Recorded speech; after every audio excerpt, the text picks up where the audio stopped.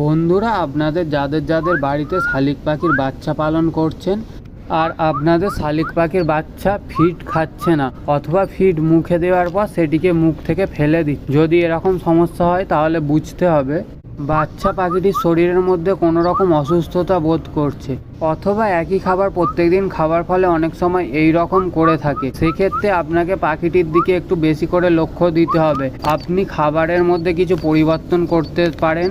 যদি আপনার পাখি ছাতু খায় তাহলে ছাতুর পরিবর্তে আপনি পোলট্রি ফিড খাইয়ে দেখতে পারেন, আর তার সাথে ঘাস ফড়িংও খাওয়াতে হবে, কারণ ঘাস ফড়িং খাওয়ালে পাখির শরীরের হেলথ খুব সুন্দর থাকে। আর ওরা যখন ছোট থাকে ওদের মা বাবা ওদেরকে ঘাস ফড়িং জাতীয় খাবারই বেশি খাইয়ে থাকে। আর এগুলো করেও যদি আপনার পাখি না খায় অথবা খাবার মুখের মধ্যে নিয়ে মুখ থেকে ফেলে দেয় তাহলে বুঝতে হবে পাখিটির শরীরে ঠান্ডা লেগে যেতেও পারে। আর তখন পাখিটিকে কোনো রকম ভাবে ডাইরেক্ট হাওয়া বাতাস লাগতে দেওয়া যাবে না, আর পাখিটিকে একটু গরমের মধ্যে রাখতে হবে। আর আপনার বাচ্চা পাখিটির শরীর খারাপ হয়েছে কিনা বুঝতে গেলে তাহলে আপনার পাখিটিকে দেখতে হবে, আর আপনার পাখিটি কিরম ধরনের পায়খানা করছে সেটাকে আপনাকে খেয়াল রাখতে হবে।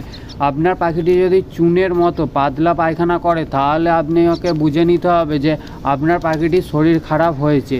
এরকম শরীর খারাপের মধ্যে যদি আপনার পাখিটি খেতে না চায় তখন আপনি কি করবেন, আপনি পাখিটির মুখের মধ্যে একটুখানি খাবার দিয়ে দেবেন আর তার সাথে 2-1 ফোঁটা জল ওর মুখের মধ্যে ফেলে দেবেন। দেখবেন পাখির খাবারটি অল্প অল্প করে পাখিটি খেয়ে নিতে পারছে। আর আপনার পাখির বয়স যদি খুবই অল্প হয় তাহলে জল খাওয়ানো চলবে না। আর ভিডিওটি ভালো লেগে থাকলে একটি লাইক করে দেবেন, আর চ্যানেলে নতুন হলে চ্যানেলটিকে অবশ্যই সাবস্ক্রাইব করে দেবেন। ধন্যবাদ।